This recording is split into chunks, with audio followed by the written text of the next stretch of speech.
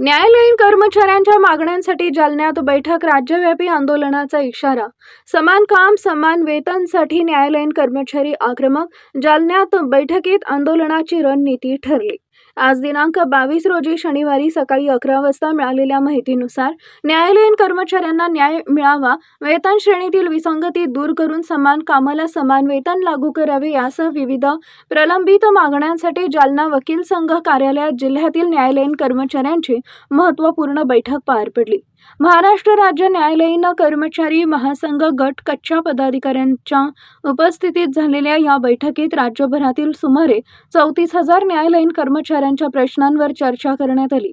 उच्च न्यायालय मुंबई व शासनानं न्यायालयीन कर्मचाऱ्यांच्या वरिष्ठ वेतन श्रेणीबाबत घेतलेल्या निर्णयाची अंमलबजावणी करावी, तसेच प्रलंबित वेतन व अन्य आर्थिक लाभ मिळवावेत अशी मागणी यावेळी करण्यात आली. एकाच न्याय व्यवस्थेत काम करणाऱ्या कर्मचाऱ्यांमध्ये वेतनाबाबत असलेली तफावत दूर करून समान काम समान वेतन या तत्वांची अंमलबजावणी करण्यावर बैठकीत विशेष भर देण्यात आला. न्यायालयीन कर्मचाऱ्यांच्या मागण्यांकडे शासनाचं लक्ष वेधण्यासाठी महासंघानं टप्प्याटप्प्यानं आंदोलन करण्याचा निर्णय घेतलाय. 6 सप्टेंबर रोजी राज्यातील सर्व न्यायालयीन कर्मचारी काळ्या फिती लावून काम करतील. 16 व 17 ऑक्टोबर रोजी पुन्हा काळ्या फिती लावून निषेध नोंदवण्यात येणार आहे. 5 नोव्हेंबर रोजी सर्व कर्मचारी सामूहिक रजा आंदोलनात सहभागी होतील. त्यानंतर ही मागण्या मान्य न झाल्यास 17 नोव्हेंबर पासून राज्यातील दुय्यम न्यायालयांमधील कर्मचारी बेमुदत संपावर जाण्याचा इशारा बैठकीत देण्यात आलाय. यावेळी न्यायालयीन कर्मचारी संघटनेचे अध्यक्ष कल्याणराव पाटील टेपले, सचिव त्रिरत्न तोलाजीराव अटकोरे, सरचिटणीस विनय चौधरी, श्री विजय बावकर, प्रभारी प्रबंधक जिल्हा सत्र न्यायालय जालना, जितेंद्र मिटकरी, सचिव लघुलेखक संघटना जालना, शिरीष चव्हाण, अध्यक्ष बेलीप संघटना पैठणे, SS शिपाई संघटना प्रतिनिधी संदीप जोगदंड, सफाईगार संघटना यांच्यासह पदाधिकारी व कर्मचारी उपस्थित होते.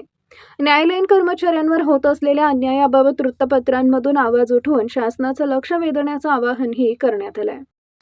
आमची अशी मागणी आहे की माननीय उच्च न्यायालयानं आणि शासनानं ही माननीय उच्च न्यायालयांच्या कर्मचाऱ्यांना जी वेतन श्रेणी लागू केलेली आहे ती वेतन श्रेणी राज्यातील दुय्यम न्यायालयातील कर्मचाऱ्यांना लागू करण्यात यावी, याकरिता आमची ही आजची बैठक आयोजित करण्यात आलेली होती.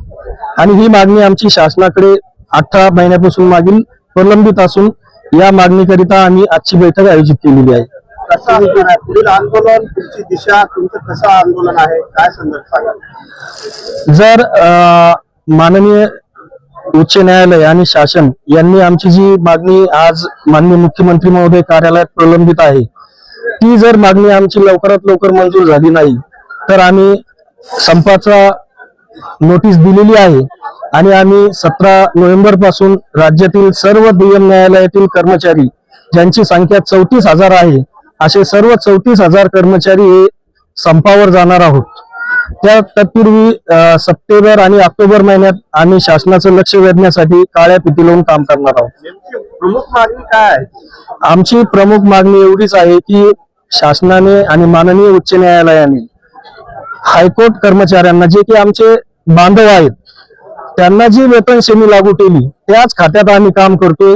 समान काम समान वेतन या धर्तीवर आम्हालाही जे वेतन मान्य उच्च न्यायालयाला देण्यात आलेलं आहे ते वेतन राज्यातील दुय्यम न्यायालयीन कर्मचारी यांना देण्यात यावं, एवढीच आमची प्रमुख मागणी आहे. आणि ते थकीत वेतन थकबाकीसह देण्यात यावं. जसं मान्य उच्च न्यायालयातील आमच्या सहकारी बांधवांना लागू करण्यात आलं ते जसंच्या तसं राज्यातील दुय्यम न्यायालयातील कर्मचाऱ्यांना लागू करण्यात यावं, ही आमची प्रमुख मागणी आहे. नाव काय? कल्याण टेपले, न्यायालयीन कर्मचारी संघटना अध्यक्ष, जालना जिल्हा.